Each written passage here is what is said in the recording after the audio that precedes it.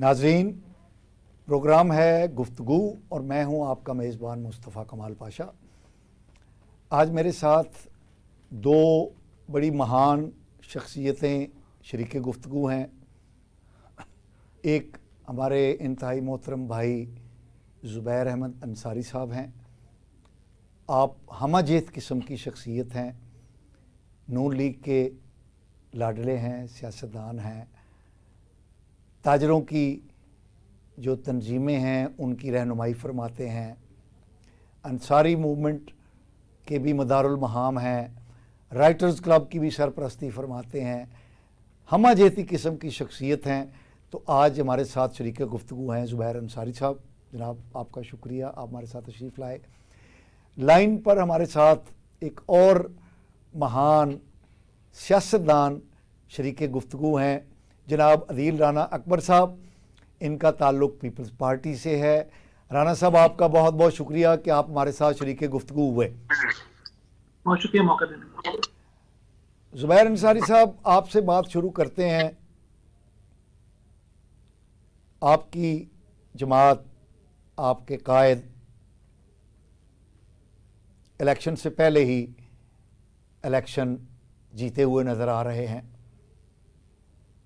और ये नज़र नहीं आ रहा बल्कि ये हकीकत है कि वो पाकिस्तान के वज़ीर आज़म बनने जा रहे हैं इंशाअल्लाह।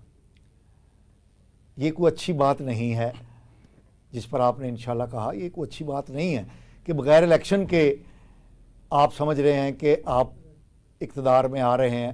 तो फिर जब मुखालफिन जो कहते हैं कि आप जिस तरह इमरान खान को आप सिलेक्टेड का कहते थे, तो आपको भी, आपकी पार्टी को भी, आपके लीडर को भी लाडला कहना शुरू कर दिया गया है, तो ये अच्छी बात तो नहीं है, जस्टिफाई नहीं कर सकते आप। जी, बिस्मिल्लाहिर्रहमानिर्रहीम। बहुत शुक्रिया आपका कि आपने आज के प्रोग्राम के लिए बुलाया और मेरा इंशाअल्लाह भी आपने पकड़ा। तो इंशाअल्लाह मैंने कहा था, आपने फरमाया कि कायद मियां नवाज शरीफ इलेक्शन जीतने जा रहे हैं और प्राइम मिनिस्टर बनने जा रहे हैं। तो मैंने इंशाअल्लाह कहा। अगर आप कहते जी प्राइम मिनिस्टर बन गए हैं तो मैं कहता जी हाले तो नहीं बने। तो क्योंकि आपका सवाल है था उसका जवाब में इंशाअल्लाह ही बनता था और मैंने वो फिलबदी कह दिया, क्योंकि हालात और वाक़यात जो नज़र आ रहे हैं हमें पाकिस्तान के, और जिस तरह से मोहतरम खान साहब ने दोनों हाथों से इस मुल्क को लूटा और जिस तरह से फिर हमारे कंधों पे जो बोझ पड़ा और फिर रियासत और सियासत के मामलात आए, तो हमने बिलाशुबा अपनी सियासत को दाव पे लगाया और रियासत को बचाया। आप लोग क्यों भूल जाते हैं कि पाकिस्तान डिफ़ॉल्ट होने जा रहा था और कोई भी सियासी जमात जो थी वो पाकिस्तान की भाग दौड़ संभालने को तैयार नहीं थी। इस मझधार में छोड़ के खान साहब भागे। इस मझधार में खान साहब जो हैं वो विड्रॉ कर गए और वो हार गए कि जब पाकिस्तान का जो था इंतहाई संगीन तरीन मामला अंदरूनी और बैरूनी तौर पर बन चुका था। तो वो ऐसा वक्त था कि या तो हम अपनी सियासत बचाते या रियासत पाकिस्तान बचाते। तो मियां मोहम्मद नवाज शरीफ हमारे कायद ने, जिनका विजन है पाकिस्तान से मोहब्बत का, प्यार का, तो उन्होंने कहा कि पाकिस्तान की रियासत को बचा लिया जाए, सियासत को देखा जाए। अंसारी साहब, वो तो गया, इमरान खान साहब, उनकी जमात कैफरे किरदार तक जा पहुंची, जेलों में सड़ रहे हैं, उन पर मुकदमे बन रहे हैं, वो जो उन्होंने बोया वही काट रहे हैं। अब तो बात करें आप अपनी जमात की कि आपने अभी तक मंशूर ही अपना पेश नहीं किया। क्या कर रहे हैं आप? पाकिस्तान पब्लिक मर रही है, महंगाई में पिस रही है, IMF का शिकंजा फुल कसा हुआ है, आप अभी तक लायामल नहीं दे सके कि क्या करेंगे आके? सर, सबसे बड़ी बात यह है कि पाकिस्तान के बच्चे को हमारा मंशूर पता है। अल्हम्दुलिल्लाह हमने वही मंशूर पेश करना है जो गुज़िश्ता 30 साल में हम लोग करते आ रहे हैं। हम वही सड़कें बनाएंगे, वही ब्रिजेस बनाएंगे, वही गरीब को लैपटॉप देंगे, वही नौकरियां तकसीम करेंगे, वही पाकिस्तान की सलामती, पाकिस्तान की बका के लिए। इसका मतलब कुछ नहीं है आपके पास करने को? नहीं सर, मेरी सुन, हालात बदल चुके हैं। नहीं बदल चुके। हम वही JF थंडर बना के देंगे, वही तैयारे बनाएंगे, वही सुपरसोनिक जहाज़ बनाएंगे। हम कट्टे, अंडे, वच्छे इस लाइफ में नहीं है। हम ना तो वो चीज़ें बनाएंगे, ना हम लोगों को सबक बाग दिखाएंगे कि हम कट्टे देंगे, हम अंडे देंगे, हम मुर्गियाँ देंगे। कतई तौर पे ऐसा कुछ नहीं होगा। ना ही इस मुल्क में 12 मौसम आएंगे। हम अल्हम्दुलिल्लाह सुम्मा अल्हम्दुलिल्लाह we are a grass rooter, we are not a parachuter. ये पैराशूटर था, ये आया, ये चला गया। इसके आने और जाने में जो पाकिस्तान का बेड़ा गर्क हुआ, जो पाकिस्तान की इकॉनमी का बेड़ा गर्क हुआ, वो पूरे पाकिस्तान ने देखा। तमाम सियासी जमातों ने मिल के इसको यहाँ से भगाया है। हम लोग क्योंकि सियासत पे यकीन रखते हैं, ब्यूरोक्रेसी को साथ लेके चलते हैं, फ़ौज को भी साथ लेके चलते हैं, अदलिया को भी साथ लेके चलते हैं, पाकिस्तान के तमाम पिलर्स को साथ लेके मुस्लिम नून चलती है और हम चाहते हैं कि हर एक का एहतराम और अदब भी किया जाए। अब इसने क्या किया कि ये जब अंसारी साहब उसको छोड़ दें। सर नहीं सर, उसको कैसे छोड़ दें? मतलब वो अब किस्सा पारीना हो चुका, नहीं किस्सा पारीना नहीं है। इमरान खान और उनकी जमात तारीख के कूड़ादान में जा चुकी है। अब हमें मुस्तकबिल की बात बताएं। अच्छा, मंशूर पेश आप नहीं कर सके और आप कह रहे हैं जी हमारा वही मंशूर है जो पहले था, ये तो ना करें ना ऐसे। देखें, ये कोई नई जमात नहीं है, मुस्लिम नून एक बड़ी जमात है, बड़ी पाए की जमात है और अल्हम्दुलिल्लाह हम इस मुल्क में काफ़ी अर्सा काम करते रहे हैं। मंशूर की बात तो नई जमातों के लिए मामला है ना कि आपने पॉइंट पकड़े, मंशूर नहीं था भाई, मंशूर हमारे मंशूर का तो बच्चे बच्चे को पता है, और आज नहीं कल हम दे देंगे अपना मंशूर में, कोई प्रॉब्लम नहीं है, कोई कबाहत नहीं है। ये दस्तूर, ये मंशूर, ये जो है कागज़ का पेट भरने वाली चीज़ें होती हैं। बेसिकली पाकिस्तान में हम जो पहले लेके आए थे हम उसमें कोई तब्दीली नहीं करने वाले। हमने खिदमत की थी पहले भी, आज भी करेंगे। मैं खान का कहता किस्सा पारीना हो गया, तो आपने अभी कहा था, अभी आपके अपने अल्फाज थे थोड़ी देर पहले कि जी आपने प्राइम मिनिस्टर बना दिया, ये कह दिया वो। अगर वो किस्सा पारीना हो गया तो फिर प्राइम मिनिस्टर कौन है? आप फरमा रहे हैं किस्सा पारीना हो गया, तो फिर तो आप बता रहे हैं प्राइम मिनिस्टर नवाज शरीफ है। अगर वो किस्सा पारीना नहीं है तो फिर फाइट है। और हाँ, सबसे अहम नुकता है, बहुत से मामलात हैं कि आप, बहुत से लोग कहते हैं जी इलेक्शन कमीशन में ये हो गया, वो हो गया, कागजात मुस्तरद हो गए। भाई जिन्ना खादियाँ गाजना टिड्डों जो कुछ करतूत किए थे, तो करतूत तो सामने आएंगे।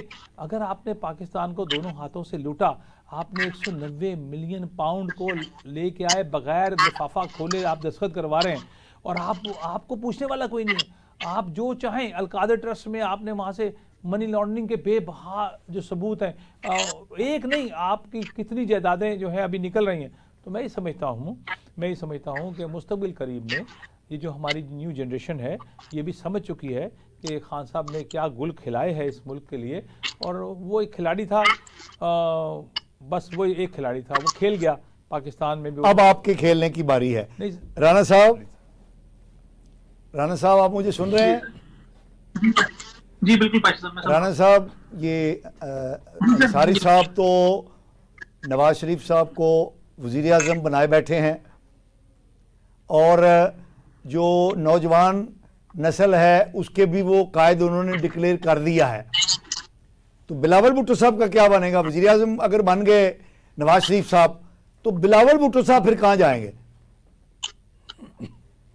सर बहुत शुक्रिया मदऊ करने का। एक तो ये कि पॉलिटिकल क्लासेस हैं, नून लीग की अपनी एक प्रेजेंस है। मैं समझता हूँ पीटीआई को हम अभी इतनी जल्दी कूड़ेदान में नहीं फेंक सकते। उनकी बहरहाल एक पॉलिटिकल स्टैंडिंग मौजूद है और मेरे ख्याल उनको फेयर शेयर पॉलिटिकल कैंपेन का मिलना चाहिए।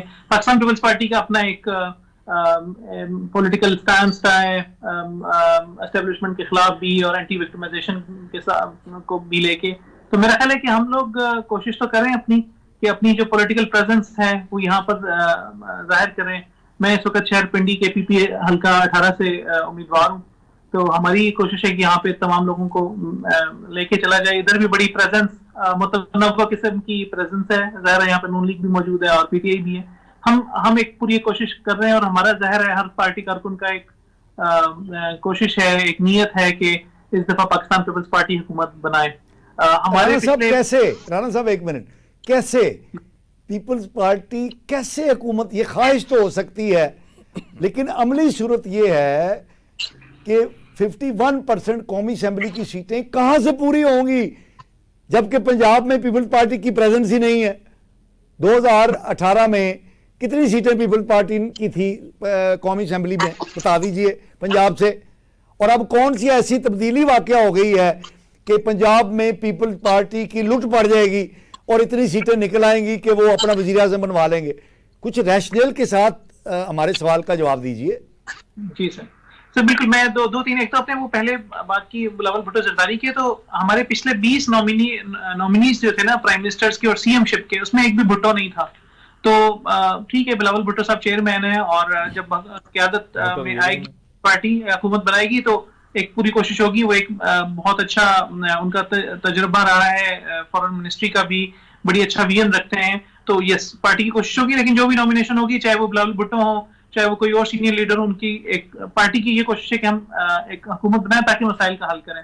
और ये भी एक वाज़ेह सिचुएशन नजर आ रही है कि पिछले इलेक्शंस में भी ये बताते रहे कि सादा अक्सरियत भी मिलनी मुश्किल है। अगर नून लीग या पीटीआई ये समझते हैं कि उन्हें सादा अक्सरियत भी मिल जाएगी, मुझे थोड़े से मुश्किल मामला लगते हैं।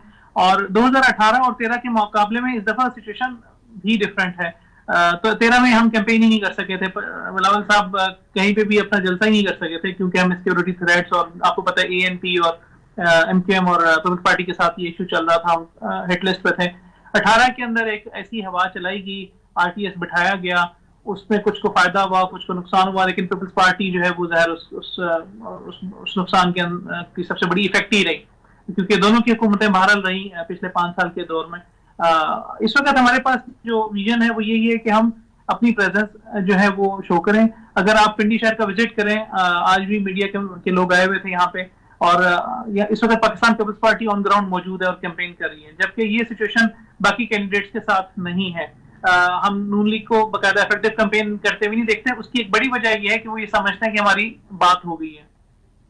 ये बड़ा एक तासुर फैलाया गया है और ये अदील साहब, मैंने ये बात कही है अंसारी साहब को, आपने भी कह दिया, इनसे जवाब लेंगे, अभी आप अपनी बात पूरी कीजिए। Thank you.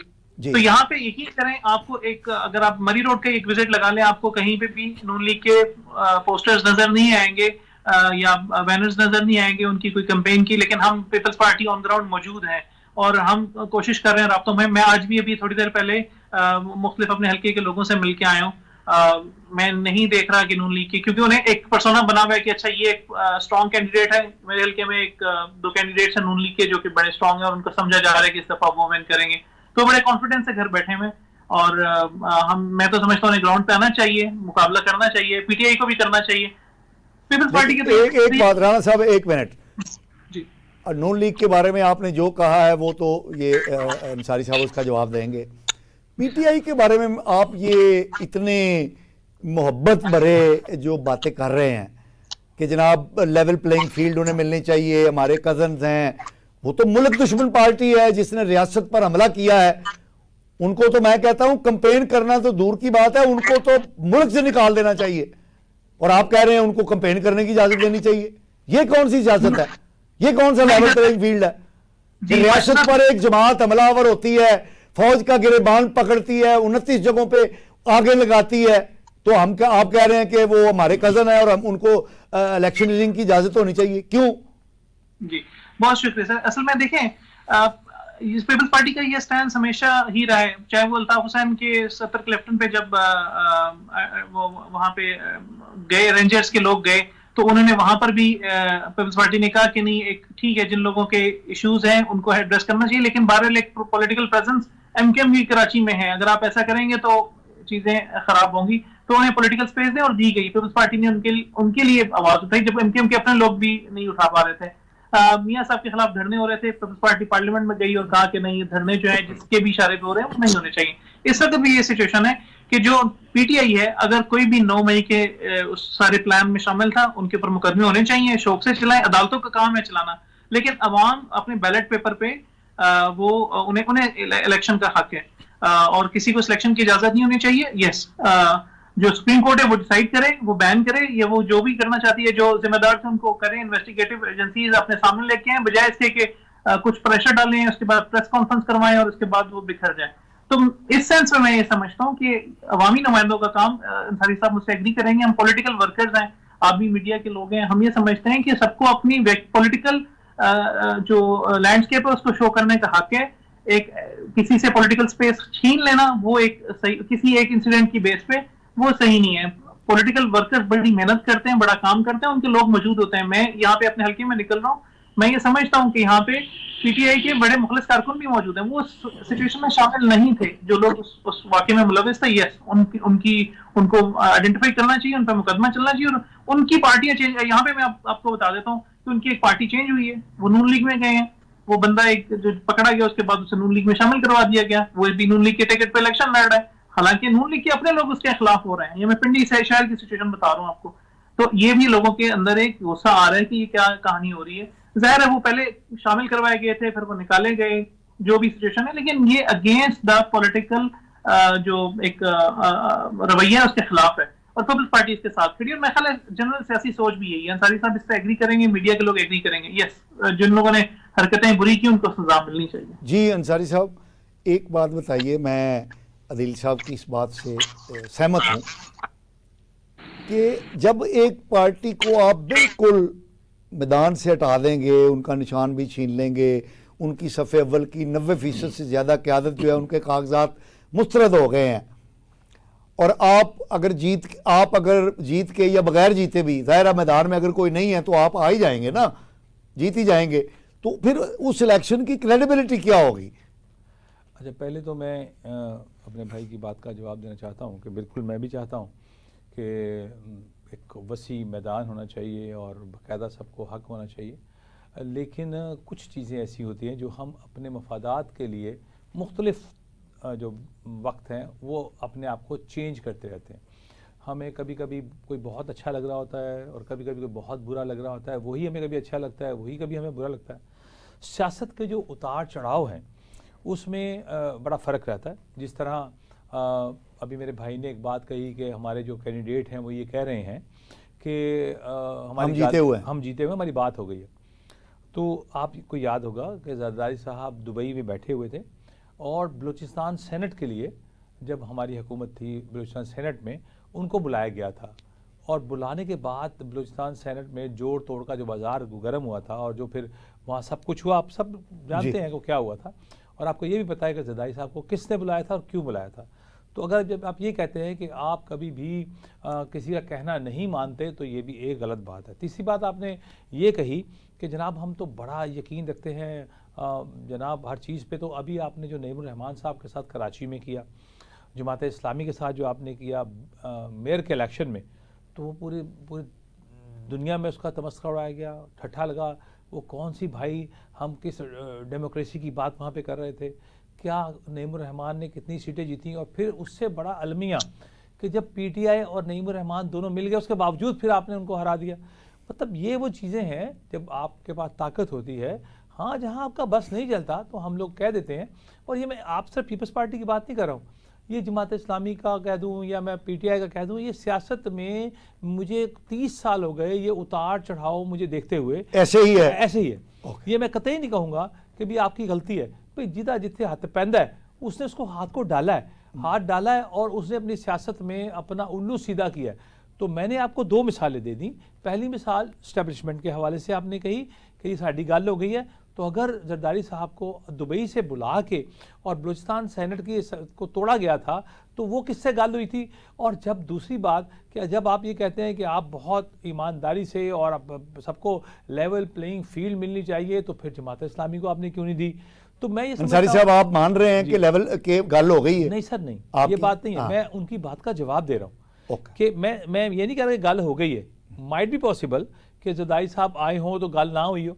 नहीं, नून लीग की बात नहीं, मैं अपनी बात ये नहीं कह रहा हूँ। देखिए हमारा तो हुआ ही है कि पहली बात आप मुझे बताइए, क्या अदालत में नवाज शरीफ बैठे हुए चीफ जस्टिस या शहबाज शरीफ चीफ जस्टिस है? भाई काजी फायद ईसा बैठे हैं, चीफ जस्टिस पाकिस्तान बैठे हैं। क्या इलेक्शन कमीशन में जो कागजात मुस्तरद कर रहे हैं उसको कौन मुस्तरद करवा रहे हैं? शहबाज शरीफ, हमजा शहबाज, मरियम बीबी बैठे हैं इलेक्शन में? वो नहीं भाई, ये वही आरओज अब नए बनाए गए हैं, ये वही बंदे बैठे हैं, अदालतें वही बैठी हुई हैं। हाँ ये ज़रूर है कि जब आप एक्सपोज हो जाते हैं, हमने कोशिश की आपको एक्सपोज किया पीटीआई को, जब हमने एक्सपोज कर दिया, हमने शवाहिद ला के उनके हाथ में पकड़ा दिए, तो वो फिर मुस्तरद तो उन्होंने होना था। अब देखें ना, मैं एक मिसाल मैंने परसों तरसों एक पोस्ट फिर लगाई, पहले भी लगाई थी फेसबुक के ऊपर,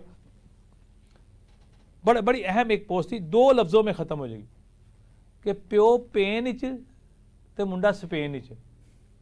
मतलब कि आप ये सूरत हाल देखें कि आप डॉलर्स के जहाज़ भर के स्पेन बैठे हैं, अब्बा को जेल में, आपने कैसी बेरहम सियासत है कि इतनी पेन में है और आप स्पेन में, फिर वापस आ जाओ, हिसाब किताब दे दो।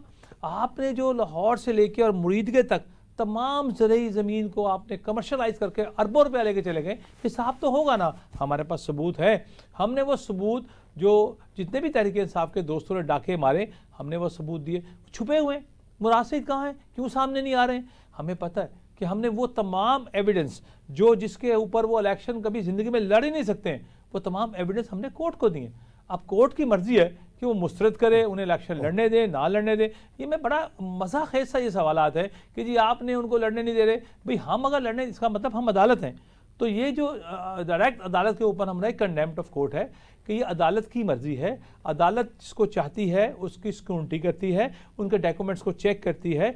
अगर देखें ना, मरियम बीबी के ऊपर इतराज़ आया हुआ था, अदालत पे फैसला है। अगर कोई इतराज़ होगा, उनके कागज़ मुस्तरद होंगे तो हो जाएं, लेकिन अगर उनके कागज़ दुरुस्त हैं और इतराज़ झूठा है तो अदालत ने फैसला करना है। नाजरीन, अंसारी साहब की बातें अच्छी हैं और बादियो नज़र में दुरुस्त भी लग रही हैं, लेकिन ये जो मुखालिफ कुव्वतें एक प्रोपेगंडा कर रही हैं मुसलसल कि फ़ैसला पहले ही हो चुका है और वो इंतखाबी अमल को डिसक्रेडिट करने की राह पर चल पड़ी हैं और एक अरसे से ये काम हो रहा है, उसका काउंटर करने में हमें रियासत भी कामयाब नज़र नहीं आ रही और जिनके ख़िलाफ़ ये प्रोपेगंडा किया जा रहा है, मेरा इशारा नून लीग की तरफ है, वो भी इस प्रोपेगंडे को काउंटर करती हुई हमें नज़र नहीं आ रही। हम एक वक्फे पर जा रहे हैं, वक्फे के बाद आकर हम अंसारी साहब से पूछेंगे कि वो इस मनफी प्रोपेगंडे को काउंटर करने में अभी तक कामयाब क्यों नहीं हुए।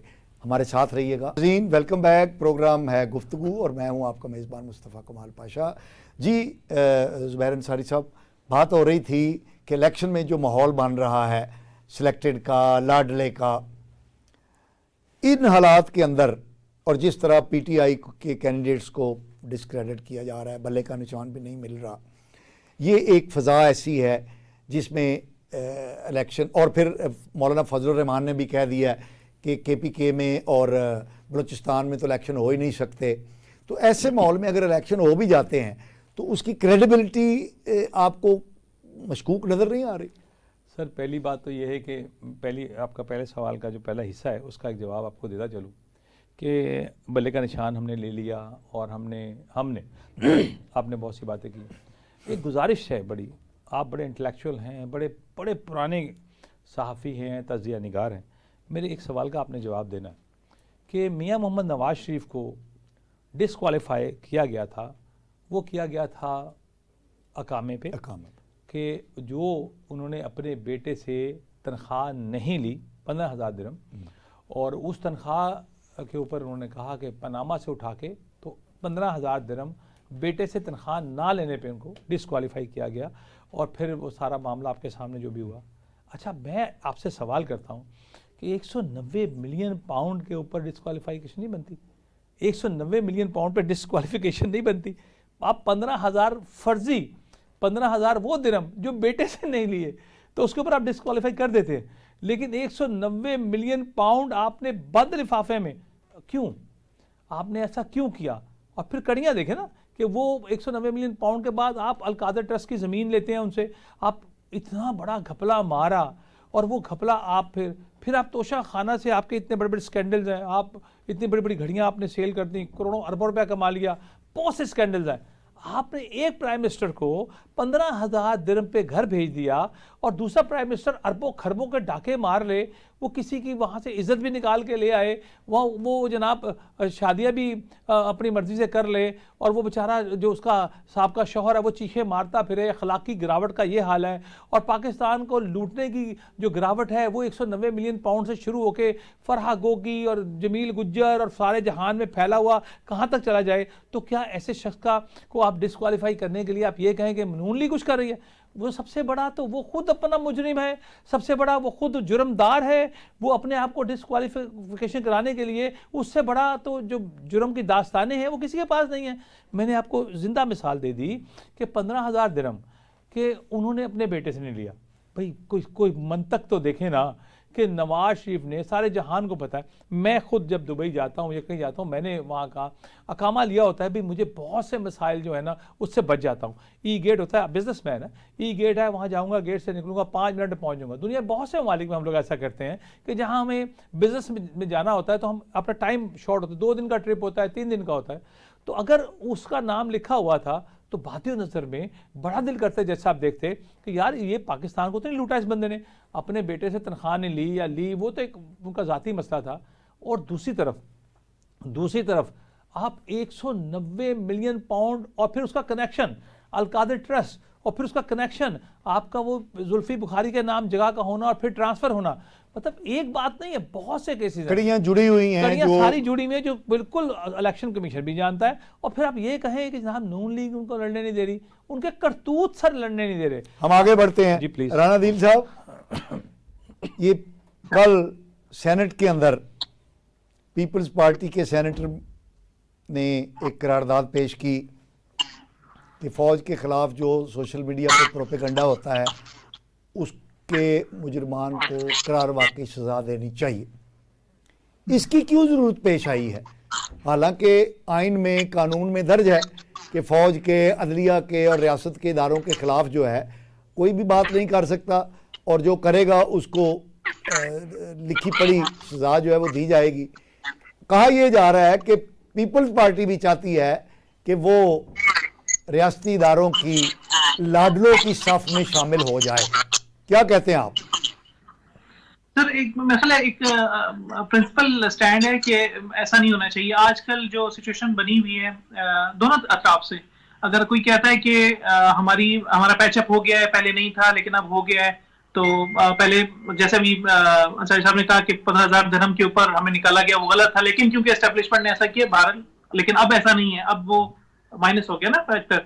इसी तरह पीटीआई कह रही है कि हमें जो है वो मुश्किल में डाला जा रहा है, और ये कैंपेन ज्यादातर बाहर से भी रन हो रही हैं या ऐसी हैं जो स्पॉन्सर्ड हैं बाहर से, और लोकल लोग उसमें इन्वॉल्व हैं। तो उस केस में मेरा ख्याल है उसकी जरूरत पेश आई कि ताकि दोनों तरफ का जो है एक ट्रेंड जो है वो वापस जाए। और बेसिकली मेरा ख्याल है कि कुछ ये भी है कि जो ये सारा कुछ हो रहा है उसकी बेस पे जो जायज तनकीद है वो होनी चाहिए, लेकिन किसी को सेकंड को भी नहीं बनना चाहिए कि आप बिल्कुल ही उंगली ना उठा सकें अगर कोई ऐसी बात करे, वो भी एक फैक्टर है।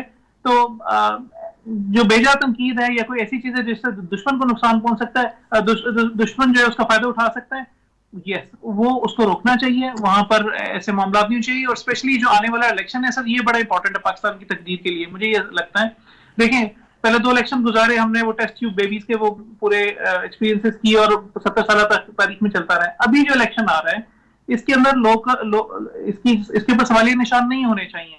अगर किसी भी वजह से होते हैं तो ये पाकिस्तान के लिए इश्यू होगा, लोगों का डिस्ट्रस्ट क्रिएट होगा, और हम आगे, और जो भी हुकूमत बनेगी, नून लीग की बने, मखलूद बने, पीपल्स पार्टी की बने, पीटीआई की बने, वो डिसीजन स्ट्रॉन्ग नहीं कर सकेगी, वो इदारा पार्लियामेंट ही स्ट्रॉन्ग नहीं होगी। तो क्या होगा, 1.5 साल बाद अगेन जो है वो लोग जो है वो खड़े होंगे कि भाई ये क्या हो गया। तो इस तरह का कोई अगेन टेस्ट ट्यूब एक्सपीरियंस नहीं होना चाहिए, ना इदारों की तरफ से, ना जो सियासतदान इसमें इन्वॉल्व होते हैं। तो इलेक्शंस, एक तो फौज की अपनी या इदारों की अपनी एक हैसियत है, दूसरे से इलेक्शन की भी हैसियत है। अगर कोई इस पर असरअंदाज हो रहा है उसको भी खत्म होना चाहिए, और इसको शफाफ होना चाहिए, ताकि एक जो भी हुकूमत बने वो स्ट्रॉन्ग डिसीजन कर सके पाकिस्तानी अवाम की बेहतरी के लिए। हम इस वक्त इकोनॉमिक क्राइसिस का शिकार हैं, हम हर तरह की क्राइसिस का शिकार हैं इस वक्त। फॉरेन पॉलिसी के अंदर हम कुछ नहीं कर रहे, फलस्तीन के ऊपर हम कोई स्टैंड नहीं कर पा रहे, लोकल के ये ऐसे मामला है, ये तब तक सही नहीं हो सके जब तक एक स्ट्रॉन्ग हुकूमत सामने नहीं आएगी। राना साहब, आपने बड़ी खूबसूरत बात कही। मोहतरमा बेनज़ीर भुट्टो और नवाज शरीफ साहब के दरमियान एक मिसाक जमहूरियत हुआ था, जिसमें एक क्लॉज ये भी थी कि हम में से कोई भी जाकर जो एस्टेब्लिशमेंट है उससे मामला तय नहीं करेगा, और इस पर पूरी कौम ने खुशी का इजहार किया था। लेकिन इस मुआहदे को ब्रीच किसने किया?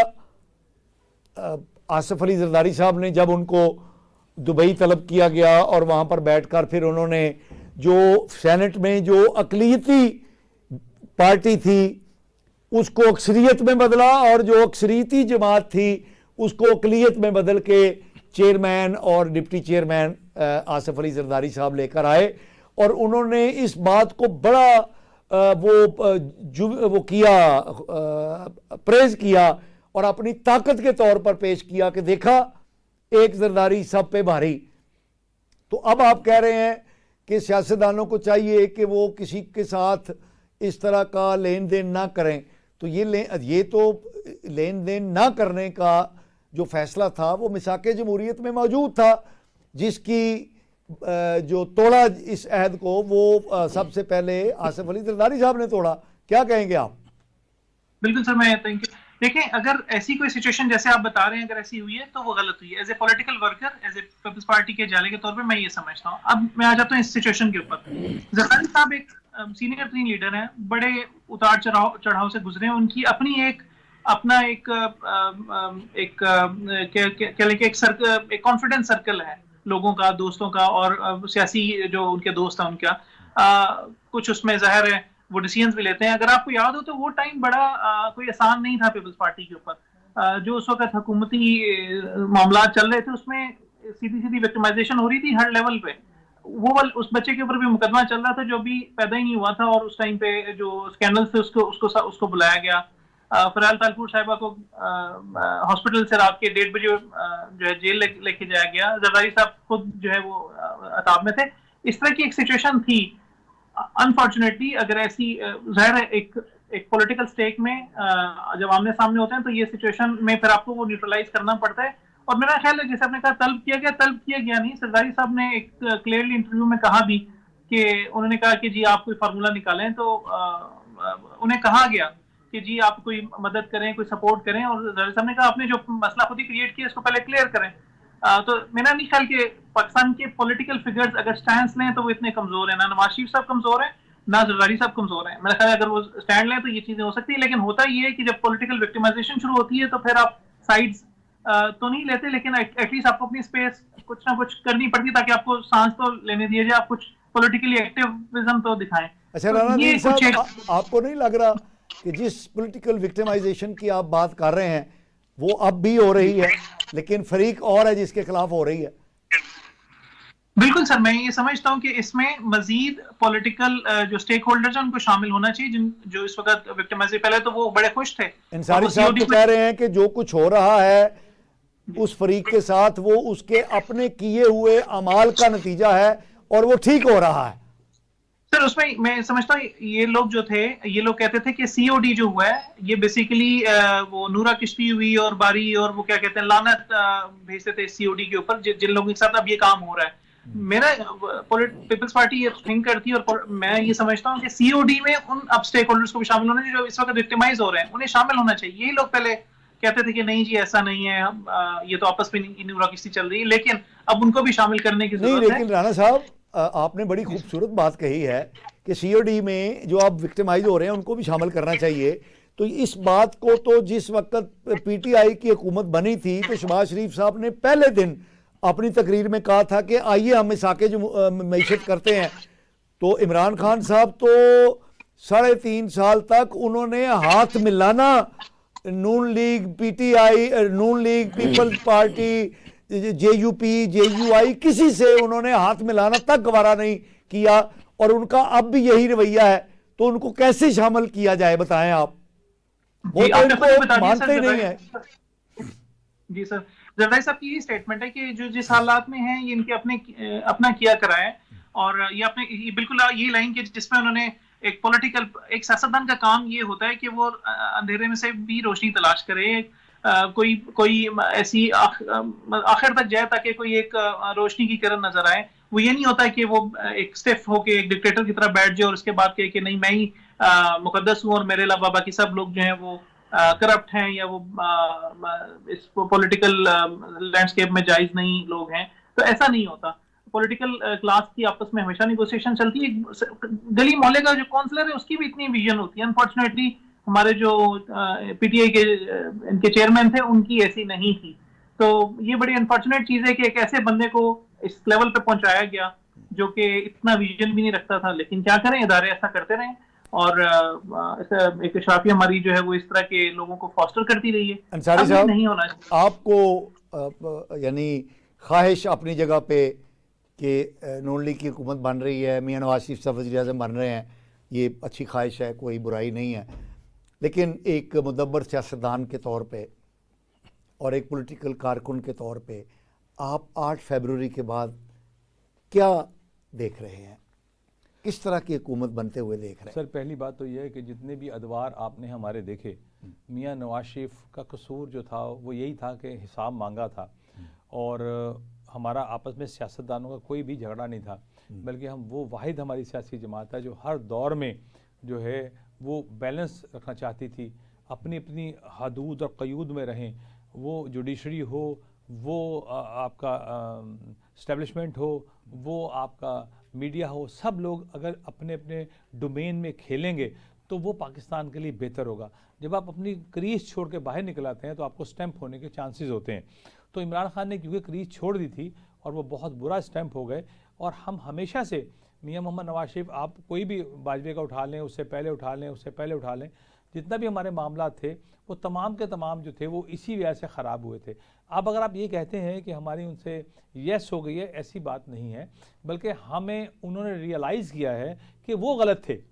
वो जिस घोड़े को लेके आए थे, उन्होंने लंगड़े घोड़े पे जो है वो कीमत लगाई हुई थी, तो वो रॉन्ग मामला थे। और देखें उन्होंने अपने अंदर भी तो छांट काट की ना। देखें ना, फैज़ हमीद एक कितना बड़ा नाम था, कितना बड़ा नाम था। तो जब हमारी फ़ौज ने ये देखा कि हमारे अंदर भी बहुत से ऐसे मामलात हैं कि जो पाकिस्तान की तरक्की की रुकावट बन रहे हैं, और जो मंजूर नज़र लोगों को आगे लेके आ रहे हैं बग़ैर उनके कि उनमें इतना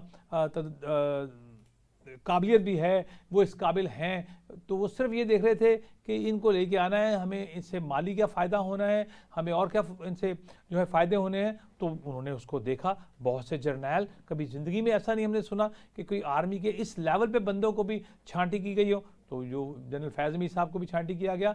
अब मैं समझता हूँ कि जनरल आसिम मुनीर एक इंतहाई मुदब्बर और बड़े ही पुरखलूस पाकिस्तान के साथ एक हमारे आर्मी चीफ़ आए हैं, हाफिज़ कुरान हैं, और मैं उनसे कवी उम्मीद रखता हूँ कि वो पाकिस्तान की तरक्की के लिए, पाकिस्तान की फलाह के लिए तमाम सियासतदानों के साथ मिल के इंशाअल्लाह ये जो हमारी क्राइसिस हैं इसको निकालने में कामयाब हो जाए। बड़ी खूबसूरत आपने बात कही कि फ़ौज ने रियलाइज़ कर लिया कि उसको सियासी मामलात में नहीं पढ़ना चाहिए, और उन्होंने इस बात का अहद भी किया कि हम किसी से पॉलिटिकल इंजीनियरिंग में शामिल नहीं होंगे, और हमारे जो सलार आला हैं वो इस बात पर कायम हैं। मैं तो बात कर रहा हूँ सियासतदानों की कि आपको सियासत में 8 फरवरी के बाद क्या होता नजर आ रहा है? सर वो क्या मुस्लिम लीग नून के लिए हुकूमत बनाने जा रही है? इंशाअल्लाह ताला आप देखिएगा। देखिए बात यह है कि मैं ख्वाहिश की बात नहीं कर रहा, ख्वाहिश की बात नहीं कर रहा हूँ, मैं आपको ग्राउंड रियलिटी बता रहा हूँ, क्योंकि हमारे रूट्स ज़मीन के अंदर हैं। हम कौंसलर लेवल तक पाकिस्तान में, हम पाकिस्तान मुस्लिम लीग नून ने बहुत हुकूमत की है, और हमारा बहुत ज़्यादा नेटवर्क है, हमारे बहुत ज़्यादा वर्कर काम करने वाले हैं। अंसारी साहब, अगर आप जिस तरह कह रहे हैं, आपकी बातों से तो ये लगता है कि आप जनाब लुट पड़ी हुई है, इंज जनाब वोट पैणगे, इंज सीटां निकलणगियां, लेकिन फिर नून लीग की जो आला क़यादत है ये मुख्तलिफ जमातों से मिल रही है। कराची में कभी MKM से मिलती है, कभी GDA से मिलती है, कभी बलूचिस्तान में मिलती है, कभी दूसरे लोगों को शामिल कर रही है। तो ये क्या है? फिर ये हमारा वतीरा है, हम पूरे पाकिस्तान को। फिर आप ये ना कहें कि आप अकेले जो सब कुछ कर लेंगे। गुजारिश सुन लीजिए ना, पाकिस्तान में हम अपने जितने भी हम ख्याल हैं हमेशा हम उनको साथ लेके चलें। हमने कभी भी 1.5 ईंट की मस्जिद नहीं बनाई है, 1 ईंट की मस्जिद नहीं बनाई है। हमने कोशिश की है कि पाकिस्तान की तरक्की और फलाह के लिए तो मखलूत हुकूमत बनाएंगे नवाज शरीफ साहब। देखें, मैं आपको अर्ज़ करना चाहता हूँ कि हमारे जो दोस्त हैं, चाहे वो बलूचिस्तान में हैं, चाहे वो KPK में हैं, चाहे वो गिलगित बल्तिस्तान में हैं, हमारा हक बनता है कि जब इलेक्शन हो रहा है हम तमाम को अपने साथ मिलाएं, उन्हें बताएं, अपना विजन बताएं कि हम वही नून लीग हैं। तो हम काफ़ी कामयाब हैं, और अल्लाह की मेहरबानी से आप अनकरीब देखेंगे कि जब ग्राउंड पे जब आएगा ना, हाँ ये सब कहते हैं। देखिए मैं ये समझता हूँ कि PTI का वो हिसाब है, एक छोटी सी मिसाल दूँ, एक कल को इनका मैच है और एक दिन पहले ग्राउंड में जाके इमरान खान बॉलिंग करा रहा है, तो मैं समझता हूँ उससे कुछ नहीं होगा। जब ये कल मैदान सजेगा तो ये कोई नज़र नहीं आएगा, लग पता जाएगा इंशाल्लाह ताला। अच्छा नाजरीन, आपने हमारे मेहमानों की गुफ्तगू सुनी। अब हम प्रोग्राम के इख्तिताम की तरफ जा रहे हैं। राना साहब, आपसे आखिरी सवाल, आप 2024 8 फरवरी के बाद सियासत में क्या देख रहे हैं? इलेक्शन हो गए, नताइज निकल आए, आपको क्या नजर आ रहा है? पाशा साहब, मैं देखिए ग्राउंड में मौजूद हूँ, यहाँ रावलपिंडी 12 से PP 18 से, और हम एक कोशिश कर रहे हैं कि एक शफाफ साफ इंतखाबात हों, एक इलेक्शन कैंपेन भी चल रही है। बस मैं ये चाहता हूँ कि एक दुआ भी मेरी ये कि ये इलेक्शन एक आगाज हो, नुक्ता आगाज हो पाकिस्तान की प्रॉस्पेरिटी के लिए, पाकिस्तान की के लिए। और हम सभी लोग, मेरा ख्याल है, मुझे जो नजर आ रहा है वो ये है कि ये अकेले पार्टी का काम नहीं है, किसी अकेली शख्सियत का काम नहीं है, निजाम की चेंज है, ये लोगों की चेंज नहीं होनी चाहिए। उसके लिए तमाम पार्टीज को मिलकर काम करना पड़ेगा, चाहे वो अपोजिशन में बैठे हम अपोजिशन में हो, ये लोग अपोजिशन में हो, जो भी हुकूमत में हो, इन सबको मिलके कुछ चीजों पे काम करना पड़ेगा। और बेहतर यही है कि एक विजन बनाएं और उस पर काम करें। हुकूमत आनी जानी चीज है, आज हम हैं कल कोई और होगा, लेकिन असल चीज ये है कि आप लोगों की बेहतरी के लिए काम करें और शफाफ तरीके से करें और ऑन बोर्ड लेके करें। राना साहब, आपने बहुत खूबसूरत बात कही। नाजरीन, आपने हमारे माहिरीन की गुफ्तगू सुनी। अंसारी साहब ने बड़ी खूबसूरत बातें कहीं कि मुस्लिम लीग एक तामीर व तरक्की का एक रिकॉर्ड रखती है, तारीख़ रखती है, और वो मियां नवाज शरीफ साहब सब जमातों को, सब स्टेक होल्डर को साथ लेकर मुल्क की तामीर व तरक्की के नए सफ़र पर रवाना होने की तैयारी कर रहे हैं। राना दिल साहब ने भी यही कहा कि किसी एक बंदे के, किसी एक सियासतदान के बस में नहीं है कि मुल्क को इन मसाइल से निकाला जाए जिन मसाइल के अंदर PTI और इमरान खान ने इस मुल्क को धकेल दिया था। इज्तिमाई क़यादत के ज़रिए हम आगे बढ़ सकते हैं। जनाब ज़ुबैर अंसारी साहब, जनाब राना दिल साहब, आपका बहुत बहुत शुक्रिया कि आप हमारे प्रोग्राम में तशरीफ़ लाए और हमारे नाज़रीन को अपने ख़यालात आलिया से आगाह फरमाया। नाज़रीन, अगले प्रोग्राम तक के लिए अपने मेज़बान मुस्तफ़ा कमाल पाशा को इजाज़त दीजिए। अल्लाह निगहबान।